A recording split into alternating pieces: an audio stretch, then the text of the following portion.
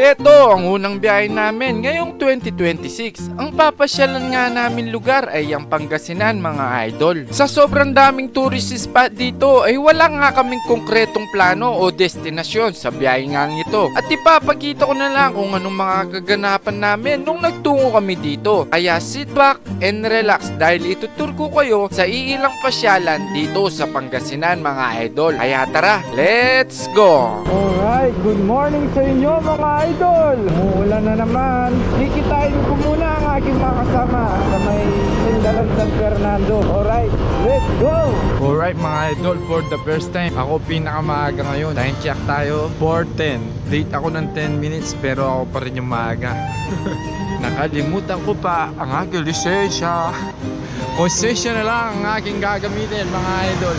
Pagdating nga ng aking mga kasama ay agad na kaming bumiyahe at ang una nga namin pupuntahan ay ang Tara Falls sa may Bolinao, Pangasinan. Nasa 190 kilometers nga yan galing dito sa San Fernando o halos 5 oras na biyahe mga idol. At nung nakarating nga kami sa bayan ng Bani ay nagpagas muna kami at nagpahinga at makapag CR break na din mga idol.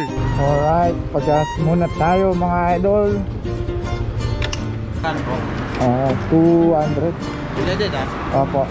Napakaganda to no. Time check, alas mag-aalas 7 na. Alas 5 na kami umalis mga idol. Bado may 86 km pa yan. Ano? 86 km. 2 hours. Madali na lang to. Alright, pahinga muna kami. Back to the ball game tayo mga idol. Ayaw lumabas ng mga tae. Let's go. Woo! Lamig! This is Pansit! Woo!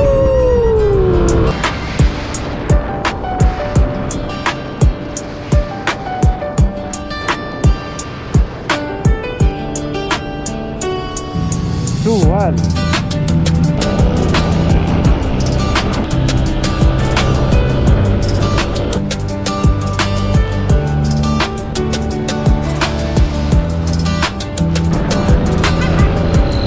Bypass Road, 100 Island, Tabang, Tambobong, Depol, Gabongan, Santa Cruz, Espada, Dasa, Burgos, Mabini.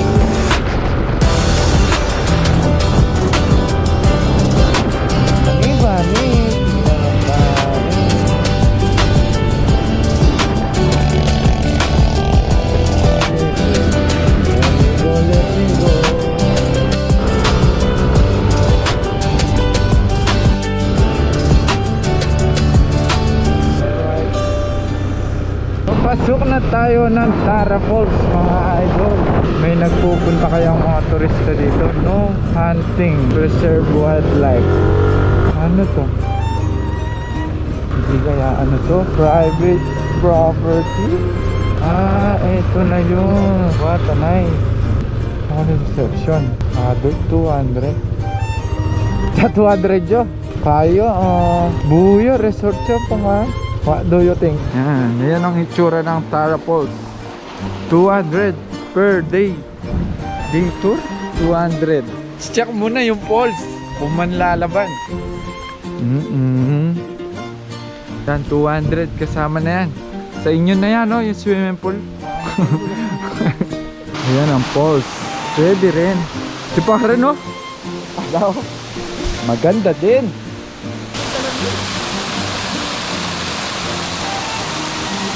Falls dito, may falls din dito mga idol. 200 pesos. Malinaw yung tubig. Palagay ko malamig yung tubig nito. Dito na kung nakikita nyo mga idol. Ano? Alright. Ganda oh.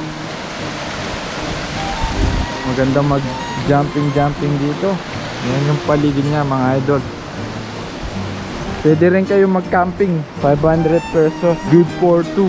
Sa kanila na yata yung tent. So yung mga idol, di pa namin alam kung papalagan namin to. Pupunta muna kami ng Anda, Pangasinan. Malapit na lang mga idol. Kasi 200 pesos kung 5 kami, 1K. Di pa sure, tingnan ko muna, tatanong ko muna. Pero kung hindi, diretso na kami ng Anda. Ang importante, nakita namin na napakita ko rin sa inyo. May camping pala, magdala kayo ng tent, 500. Wala nang entrance fee, wala nang parking fee. 22 hours. Yun lang mga idol. Alright mga idol, di muna namin siya papalagan. Try muna namin na pumunta ng Tondol. Baka may iba pang spot doon. Yon mga idol, let's go to the Anda, Pangasinan, Tondol. Hindi na nga kami tumuloy sa Tara Falls kaya dumiretso na kami papuntang Anda sa may Tondol Beach para ma-check kung maganda ba ang dagat doon. Para doon na lang kami mag-stay mga idol. Bali nasa 17 km na lang yan o nasa 30 minutes na biyahe galing sa Tara Falls. San Juanico Bridge. Napakahaba nito mga idol. Yan, napaka-colorful. Wow! Malayos daan ba yan? Wala, pero tubig alat na siguro yan mga idol. Bari ha, Anda, tira, bari. Ganda. Malapit na tayo mga idol. So wala pa kaming nakabook. Magtatanong-tanong lang kami siguro dito mga idol. Nakikita ko na ang Tondol Beach. Gugutom na ako. Where to go? At nahirapan nga kami dito humanap ng mga transient dahil halos puno ang mga accommodation nila kasi holiday yan. Then isa pang problema ay low tide yung dagat kaya yung parting pwedeng mapagswimingan ay lalakarin mo pa ng pagkalayo-layo. Kaya nagpalit na lang kami ng plano mga idol. Alright mga idol, change the plan tayo. Medyo konti yung accommodation dito sa Anda. Marami pang turista. Low tide yung dagat. Kaya plan B tayo. Sa Patar naman tayo pupunta. Alright, isang oras magmula dito. Let's go!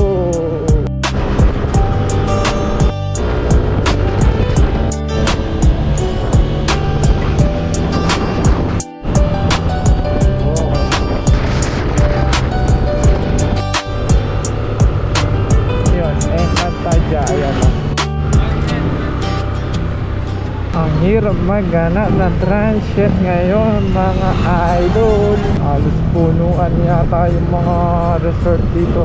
Ito, tingnan natin 3.5. May banyo ba yun, te? Hindi ko alam kung puno to. Saan, te?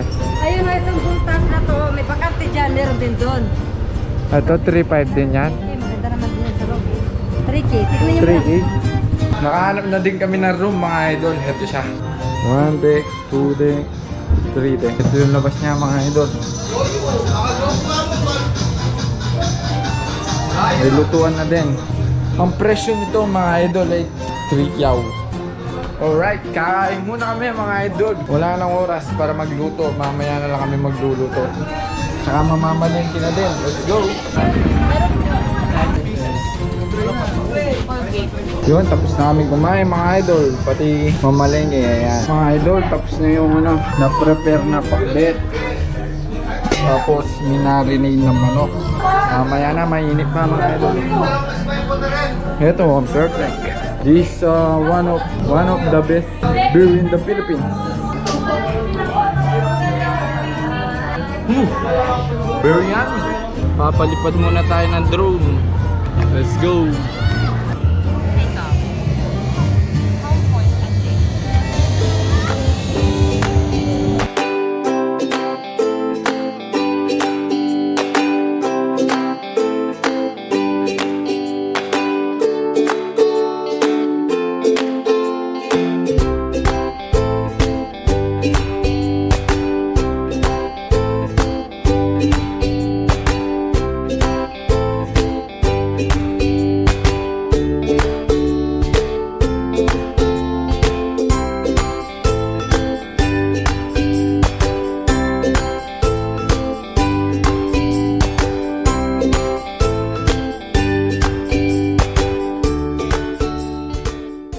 Alright, lalabas muna tayo ngayon mga idol. Masyadong crowded dun sa dagat. Kita naman sa drone shot, napakaraming people. Pupunta ako dun sa di ko alam kabilang barangay ba yun. Pero Patar pa din, barangay Patar dito. Sa doon. Tingnan natin maganda yung view doon. Tsaka mag picture na din.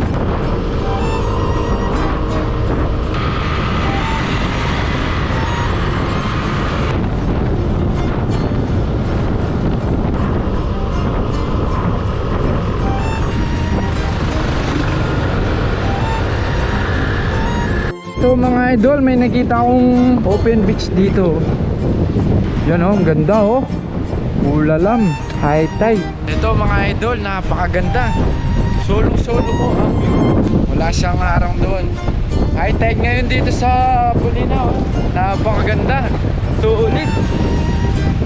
Yan o. Tingnan nyo naman mga idol. Golden sun. Golden sun? May ganun.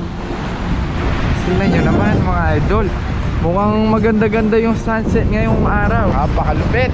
Napakalinaw ng tubig. Yan mga idol oh. Ay naman, unang biyahe ngayong taon. Solido. At dito ay nag-relax na lang kami at kumuha lang ng magagandang shot ng dagat at hinihintay na rin namin dito ang sunset. Good spot ito kasi walang gaanong tao, kaso medyo malakas lang yung current ng alon kaya medyo nakakatakot mag-swimming mga idol. Alright mga idol, dito na nga pala kami, nag-swimming na kami. Umulan na malakas kanina, yun oh. Yan, tas ayan yung daan ng Patar. Open to, di ko alam. Di naman siguro bawal mag-trespassing dito. Yan, sunset na mga idol. Napakaganda. Sobrang solid lang. Tingnan nyo mga idol yung sunset. Yes sir. Golden sun.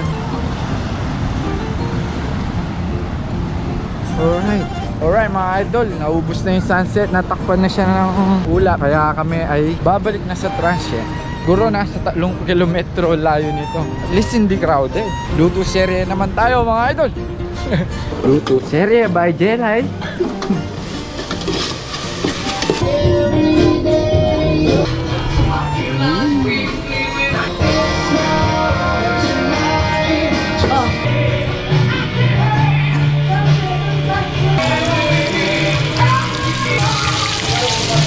Stupid fried chicken. 36.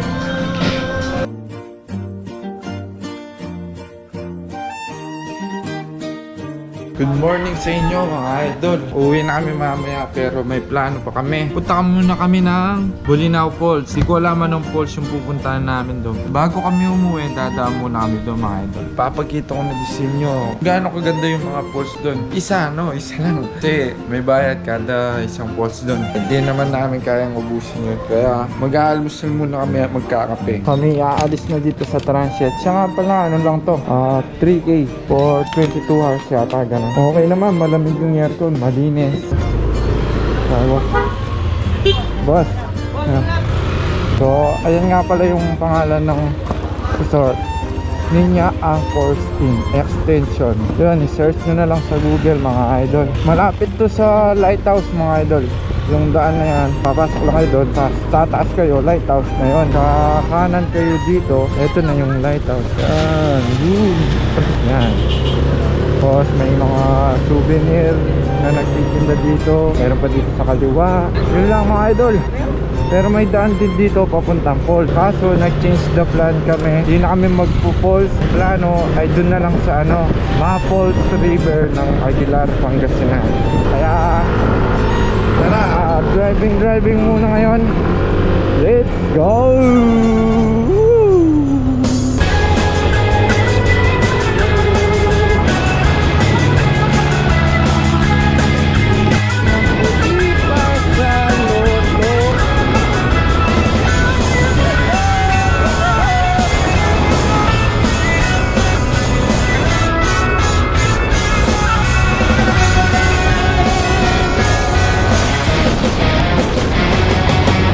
Sa Maples sana sarado. Po, sir. Sarado pa. Pinasara ng DLT kasi mandaming basura dun. Ganun. Doon yung mga pulis, papuwin din lang kayo. Tali pinapauwi na yung mga pundo. Wala nang mapupuntahan dyan? Wala na. Sa Kwanwala, try mo sa Pakalat. Saan sir? Pakalat, sa mga tarong. Anong pangalan na sir? Pakalat. River. Maganda din ba dyan sir? Parehas din dito. Malinaw din yung tubig? Malinaw din yung Oo, tubig? malinaw din. Oo nga eh. Kasi galing kami Pangasinan. Dito na lang. Uwi pa kami Pampanga. Daanin lang sana namin. Ano pangalan sir? Pakalat River. Pakalat, ganyan. Malapit lang po dito. Oo, malapit. Sige sir. Sige sir, thank you po. Pakalat no sir? Ganyan no, Pakalat. Oo. Okay sir. Thank you. Yan mga idol, daming pumupunta dito kaso sarado. At sarado nga ang Maples River sa kadahilan ng maraming basura ang iniwan ng mga turista. Aray ko. Pero may nirekomenda naman yung nagbabantay na ang pangalan ay Pakalat River. Di naman kalayuan sa Maples River mga idol. Kaya dali-dali na kaming pumunta doon kasi wala na kaming no choice. So mga idol, magbabayad muna tayo dito. Magkano po? 20 per head po. Bali 100 po, 5 kayo. Ah, sige. So ayun mga idol, nakapagbayad na tayo ng 20 pesos pero napakaganda dito. You know? Swimming pa doon, no? Woo! Napakaganda mga idol, oh. Ang ganda ng mga mundo. Talagang sariwang-sariwa ang hangin. Pakalat River. Hanap parking na eh. At pagdating nga namin dito ay naggarkila kami ng kubo sa halagang 350 pesos. At may nakita akong napakahabang hanging bridge kaya sinubukan ko itong tawirin mga idol. Hanging bridge. Magalaw mga idol. Haba. Mga kalula.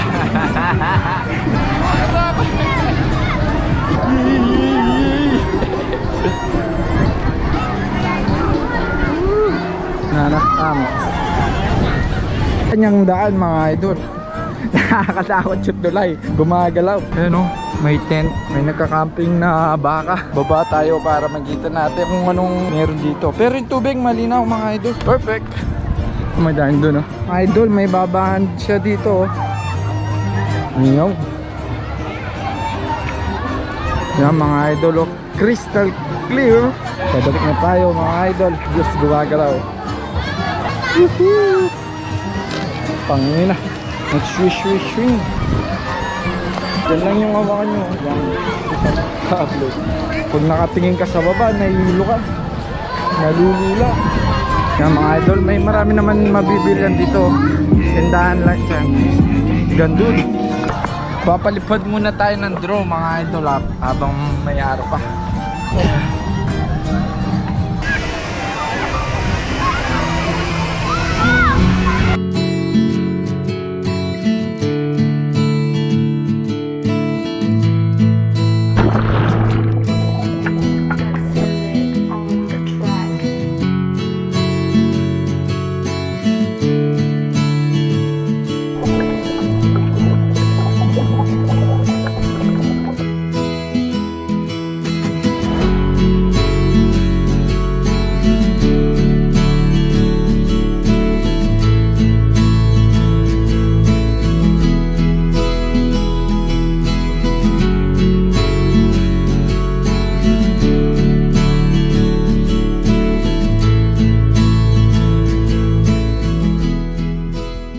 Alright mga idol, at tapos na ang ating pagtatambay dito. Solid din ang ating mga kasama. Bali diretso uwi na to mga idol. So ganun-ganun lang kami, nag-enjoy lang kahit maikli yung oras, overnight, pero sulit pa rin. At maraming salamat po sa mga nanood ng vlog na ito. Sana kahit pa paano ay naipasyal ko kayo, sana marami pang biyahin dumating ngayon 2026. O siya mga idol, ako'y magpapaalam na. Huwag niyong kalimutan mag-follow, like and share, and